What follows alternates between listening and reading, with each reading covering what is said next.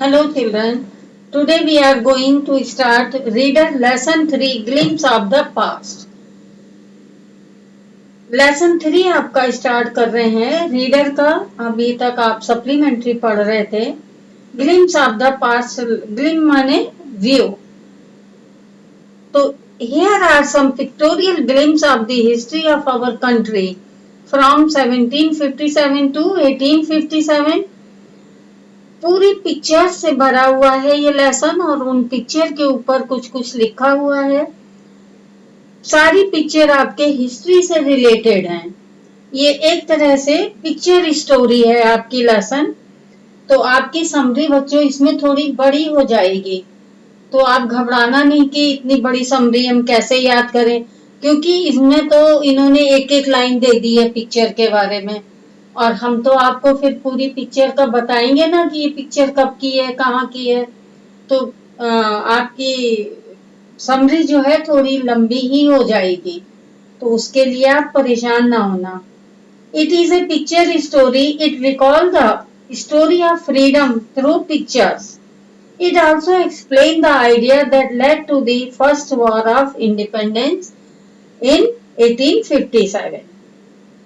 अब आप देखेंगे कि पहली पिक्चर आपकी जो दी गई है ये स्वतंत्रता संग्राम की गाथाओं से को दर्शाता है। 1857 से पहले किन कारणों से हुआ था ये फ्रीडम के लिए जो आपकी लड़ाई थी। तो इसमें क्या है, दिल्ली के एक समारोह में लता मंगेशकर ने एक देशभक्ति गीत गाया था, ऐ मेरे वतन के लोगों। उसने भारत के लोगों को आंसू भरी आंखों से भारतीय स्वतंत्रता सेनानियों के प्राणों की आहुतियों को याद करने का आग्रह किया था।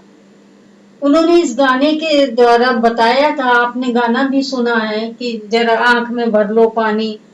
तो बताया है कि हमारे जो सैनिक हैं वो किस तरह से लड़ाई करते हैं, उनको याद करने के लिए कुछ तो कर लो।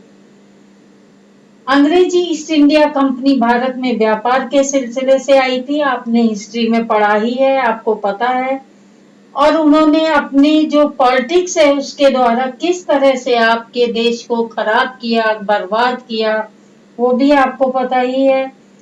भारतीय राजा आपस में कैसे विभाजित हो गए थे, डिवाइड एंड रूल आपका शुरू हो गया था। इससे कहते थे मुस्लिम से कि हिंदू आपके लिए ऐसे कह रहे हैं, हिंदू से कहते थे मुस्लिम कह रहे हैं। तो इस तरह का था। A far sighted ruler like the break to Tipu Sultan of Mysore for the British till he died fighting.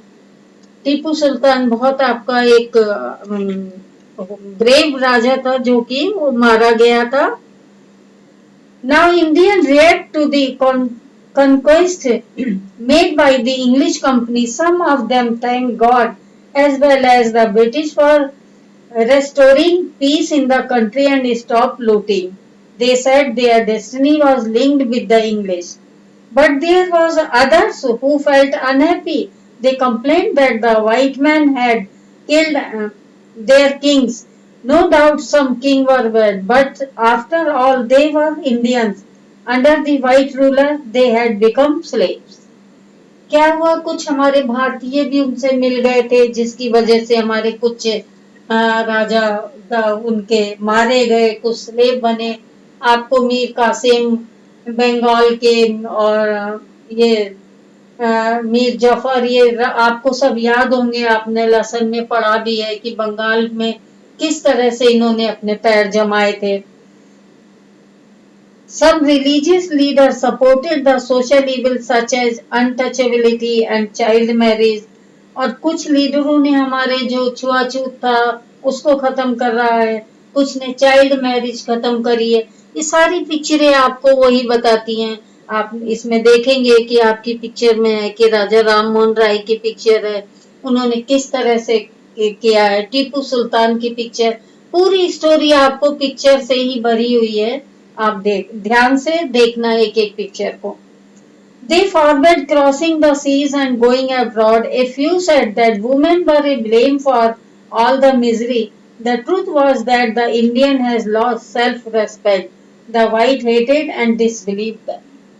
जो गोरे लोग थे या फॉरेनर्स थे या ब्रिटिश लोग थे, वो कहते थे कि आप लोग, हम लोग से वो घृणा करते थे, हेट करते थे और कहते थे इनका विश्वास मत करो। क्यों? कारण क्या था?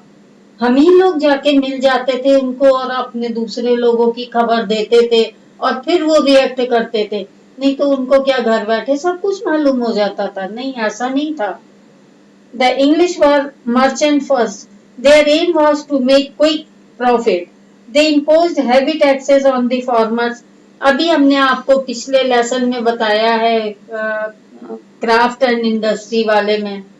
उसके पहले हमने आपको हिस्ट्री में एक लेसन और पढ़ाया है, उसमें भी हमने आपको बताया था कि हैवी ड्यूटी लगा दी। आपके यहाँ से सामान ले जाते थे और वहां से बना के लाते थे और फिर आपका सामान ले जाने के लिए ड्यूटी लगती थी। तो उस तरह का ये आपने लेसन पढ़े हैं, आप पिक्चर से देख सकते हैं। They destroy Indian cottage industry also in order to sell good manufactured in England. They extirpate all good imported from England from duties. Thus they ruined Indian artisans and their business. किस तरह से India का handicraft, India की industry इन्होंने बर्बाद कर दी थी। Ram Mohan Rai, a learned social reformer from Bengal, understood what was wrong with the country. He called upon the people to feel proud of their ancient culture and get rid of silly superstition. उन्होंने आपके उससे बहुत सारे इस तरह के जादू टोने और ये सब खत्म किए थे। बहुत सारे आपकी जो कुरीतियां थी वो खत्म की थी, दहेज प्रथा खत्म की थी, एक चाइल्ड मैरिज खत्म की थी, विडो मैरिज को उन्होंने वो खत्म कराया था कि विडो मैरिज कर ही नहीं सकती। उन्होंने खुद एक विडो से मैरिज की थी। He crossed the sea and went to England to see what made the British so powerful.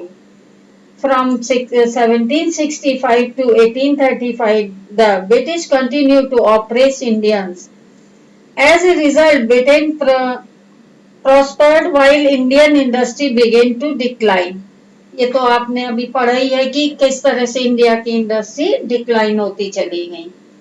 By 1856, the British has conquered the whole of India. They cared little about the welfare of Indian. Indian kings and rulers became puppet of the British.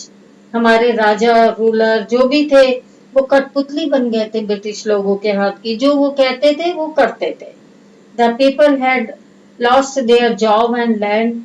They felt the need to drive the white man out. The Santhal revolt, आपने Santhal revolt पढ़ा है। उसमें आपने देखा ही था कि किस तरह से रिवोल्ट उस टाइम के आपके कितने रिवोल्ट हुए थे। वो भी लेसन हम आपको अभी पढ़ा ही चुके हैं हिस्ट्री में। They were sent to other countries. सिपाही Mangal Pandey attack the white and was hang. Mangal Pandey बहुत छोटा सा था और उसने अटैक किया। अटैक करने के बाद वो उसको फांसी पे चढ़ा दिया गया। Thousands of other सिपाही were also put in chain. The Brahman soldiers came to know that their bullet had fat and cows and pigs. The rebellion spread. Many landlords also joined it. Begum Hazrat Mahal of Lucknow and Azimullah Khan Peshwa, Nana Sahib, Kunver Singh of Bihar. So did the people in Bareilly, Kanpur and Allahabad. This marked the beginning of Indian first war of independence. क्या है बच्चों, ये पूरी story जो आपको picture के द्वारा दिखाई गई है, कैसे कैसे आपने क्या क्या झेला है और आपने जब रिवोल्ट किया है तब क्या हुआ है, और फर्स्ट इंडियन वॉर जो इंडिपेंडेंस का था वो कैसे स्टार्ट हुआ। ये आपकी स्टोरी थी जो पिक्चर के ही द्वारा बताई गई है। Thank you.